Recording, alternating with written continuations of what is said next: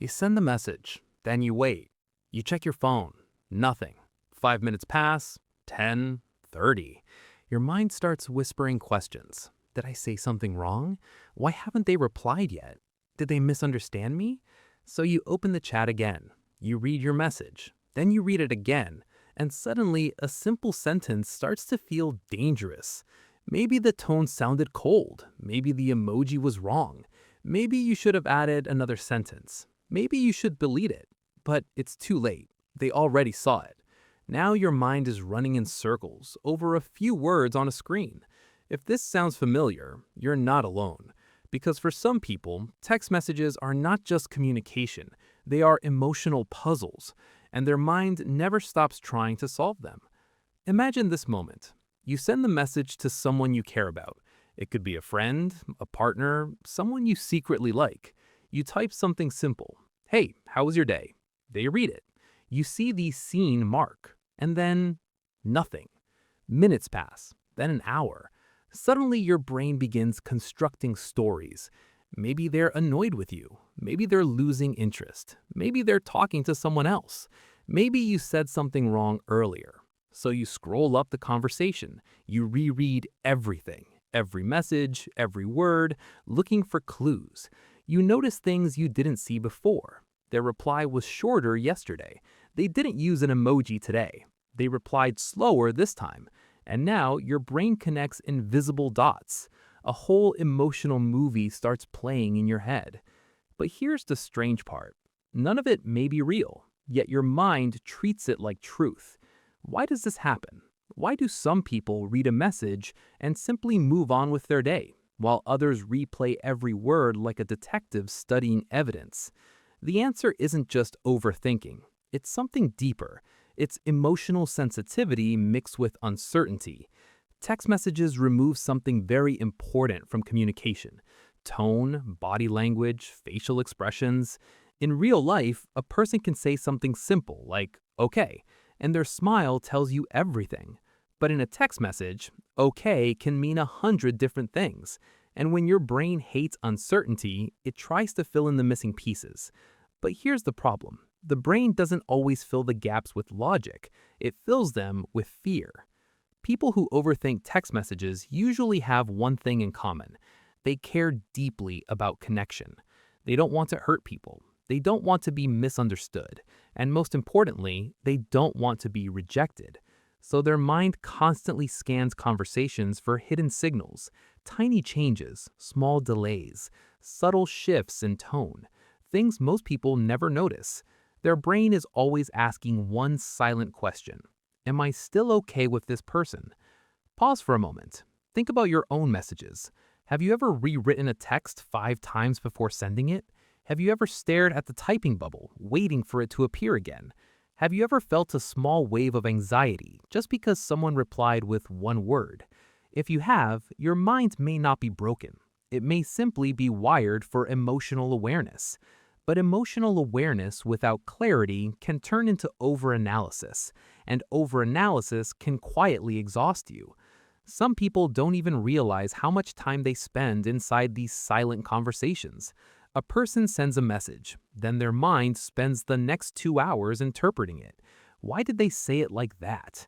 What did they mean by that? Why did they suddenly stop replying? Their brain becomes a storyteller. But the stories it creates are rarely kind, because the human mind is naturally biased toward negative possibilities. It's a survival instinct. Long ago, assuming the worst kept humans safe, but in modern communication, that same instinct can create unnecessary emotional storms. Let's look at a simple example. Two people receive the same message. Sure. One person reads it and thinks, okay, sounds good. They move on. The other person reads the exact same message and thinks, why did they say just sure? Why not sure without any emoji? Are they upset? The message didn't change, but the interpretation did, and interpretation creates emotion. This is where something interesting happens. Overthinkers often believe they are analyzing reality, but most of the time they are analyzing possibilities. Endless possibilities. And possibilities are dangerous territory for the mind because they have no limits. One unanswered text can create 20 different theories, but only one of them is real. The mind just doesn't know which one. Here's another truth many people don't talk about. Overthinking text messages is rarely about the message itself. It's about emotional security. If someone feels safe in a relationship, a delayed reply doesn't feel threatening. But if someone has experienced confusion, mixed signals, or emotional distance in the past, their brain becomes hyper alert. It watches everything: response time, word choice, punctuation, silence. Not because they want drama, but because their brain is trying to protect them. And sometimes that protection becomes exhausting. Imagine carrying a microscope everywhere you go and using it to examine every conversation in your life. Every message becomes evidence. Every pause becomes suspicious. Every silence becomes a question mark. That kind of mental processing drains emotional energy quickly. But many overthinkers don't even realize how much effort their mind is using because it feels automatic. It feels normal. Here's a small moment many people recognize. You send the message, then you throw your phone onto the bed. You tell yourself you won't check it again, but 2 minutes later, you pick it up. Still nothing. So you put it down again. 5 minutes later, you check again. Your brain isn't just waiting, it's anticipating. And anticipation is one of the strongest emotional triggers in the human mind. Pause again for a moment. Ask yourself something honestly. How many times have you assumed someone was upset with you, only to later realize they were just busy? Maybe they were driving. Maybe they were working. Maybe they simply forgot to reply. But your mind had already built an entire emotional story, and that story affected your mood, your energy, even your confidence. This is the quiet trap of digital communication. Text messages give us instant access to people, but they remove emotional context. So our minds try to rebuild that context using imagination. But imagination is not always accurate, especially when emotions are involved. There's also another surprising reason people overthink messages. They are often very thoughtful communicators. They carefully choose their words. They think about how their message might affect someone. They try to be kind, clear, considerate. So when someone sends a short or vague reply, their brain struggles to understand it because they assume everyone communicates with the same level of intention, but many people don't. Some people send the first thing that comes to mind. Others reply quickly while multitasking. And some people simply aren't great at texting.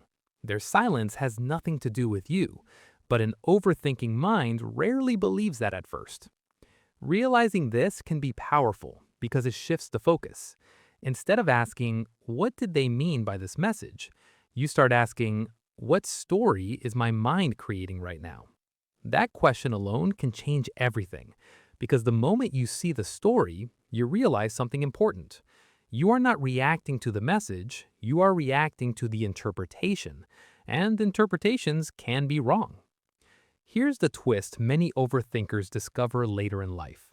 The thing that makes them overthink messages is the same thing that makes them deeply empathetic. They notice emotions others miss. They read between the lines. They care about meaning, connection, authenticity. These qualities are not weaknesses. They are powerful social skills. But like any powerful ability, they need balance. Without balance, empathy turns inward. It starts questioning itself. Did I say the wrong thing? Did I upset them? Should I apologize? And slowly, communication becomes a source of stress instead of connection. But there is a quiet shift that many people eventually learn.